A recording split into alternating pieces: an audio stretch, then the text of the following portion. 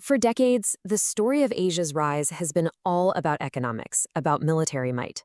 But what if the real story, the true test of this century, is something totally different?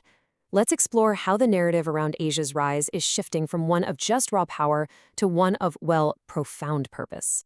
So let's just get this out of the way. The rise of Asia isn't some future event. It's already happened. It's a fact on the ground. You can see it in the data. You can feel it in global boardrooms.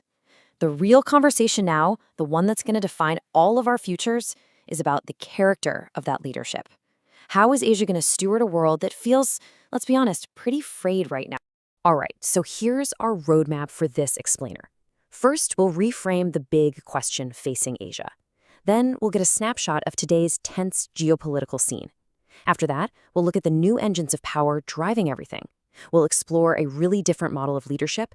And finally, we'll lay out the stark choice of futures that this all leads. Yeah, let's move beyond the usual stuff. This isn't just about GDP graph charts or counting how many ships are in a navy. We're going to go a little deeper here and really explore a more fundamental question about the kind of world Asia actually wants to help build. And this right here is the central argument. The source material we're looking at suggests that Asia's ultimate promise isn't just its size or its speed. It's the potential to pioneer a totally new kind of global order, one built on things like dignity, mutual respect, and restraint, instead of just pure dominance. Okay, so that's the big idea. But to really get it, we've got to ground ourselves in what's happening right now. So let's take a look at the strategic map as of September 2025. And what you'll see is a landscape that's complex, it's dynamic, and yeah, it's often really tense. First up, the South China Sea. This remains one of those places where a single miscalculation could spiral out of control. We're seeing these constant, tense confrontations around places like the Second Thomas Shoal, with the Philippines and China treating accusations over dangerous moves with Coast Guard ships and water cannons. It's on a low boil, but it's always hot. And then you have the Taiwan Strait, which has basically become this stage for constant military signaling. Take September 6, 2025, for example, when Canadian and Australian warships sailed through. Now, these kinds of allied transits are meant to uphold international law, but they also crank up the pressure in an already super tense area. And what happens when tensions rise? People team up. In response, alliances are getting stronger. Groups like the US, Japan, Philippines, Trilateral are doing more than just putting out statements. They're creating real, practical cooperation on everything from maritime security to building resilient clean energy supply chains.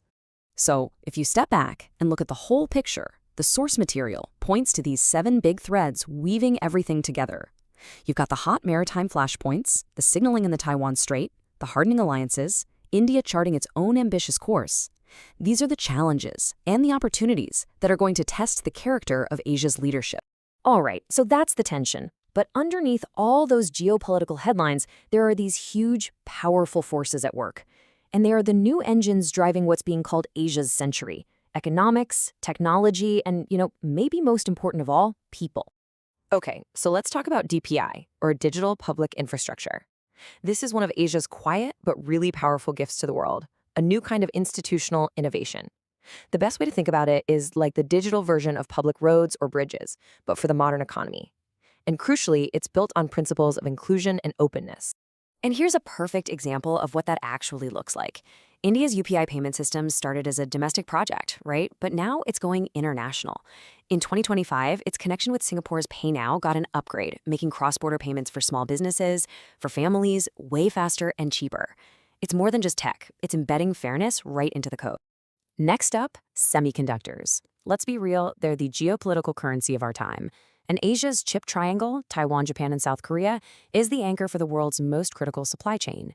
Each one plays a unique role. You have Taiwan's absolute dominance in manufacturing, Japan making these huge strategic investments in next-gen chips, and South Korea riding the massive AI wave with its memory chips. Okay, so all of this brings us to the real heart of the argument. It's a pivot to a different kind of leadership. Now, I know talk of compassion can sound a little soft in a world of hard power, but it's presented here as a very deliberate, very strategic advantage. So what does compassionate leadership actually mean? It's not about being weak or naive. It's about making a strategic choice, a choice to put human security, respect, and reciprocity at the very foundation of a stable global order, It's about being smart, not just strong. And if you're wondering why this is a strategic necessity, not just a nice idea, just look at this number. According to the World Meteorological Organization, the sea surface in Asia is warming at nearly double the global average. Double.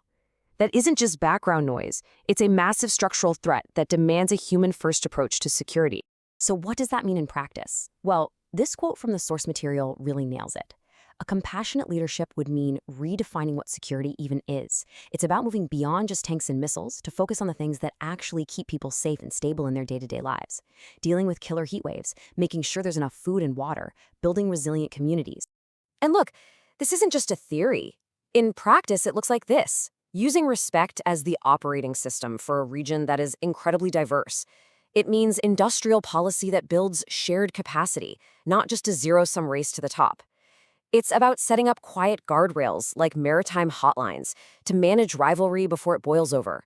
And it means massively scaling up joint disaster response, because the more you save lives together, the more you build real trust. So at the end of the day, the style of leadership Asia chooses now, well, it's going to shape the future for everyone. The source material lays out 3 very distinct scenarios for the next decade, and it makes the stakes incredibly clear. So path number 1 is cooperative resilience. This is the good one, right? Incidents get managed, trust slowly builds, and Asia leads on shared growth and climate action. In the middle, you have fragmented hedging, a world of tariff wars and splintering systems where everyone's just looking out for themselves. And then there's the crisis spiral. This is the avoidable worst case, where one miscalculation leads to actual conflict, markets seize up, and nationalism spikes. The choice is pretty stark. And I know what some of you might be thinking: compassion in this hard world? But that brings us to this incredibly powerful final thought from the source. Skeptics might call it weak, but the argument here is the exact opposite. In a world this complex, this interconnected, and this fragile, choosing respect and shared security, that isn't naive. It's actually the most ambitious and maybe the most realistic form of power there is. So really, it all boils down to this simple but incredibly profound shift in thinking. It's a vision of leadership based on building power with others, through cooperation, through shared goals, rather than just seeking power over them through domination. And so, that's the question we're left with. Will Asia rise as a steward of the oceans, of our supply chains, of human dignity, and of our shared climate? Or will it simply become another great power rival in a world full of them? The choice, as we've seen, is going to write the history of the 21st century.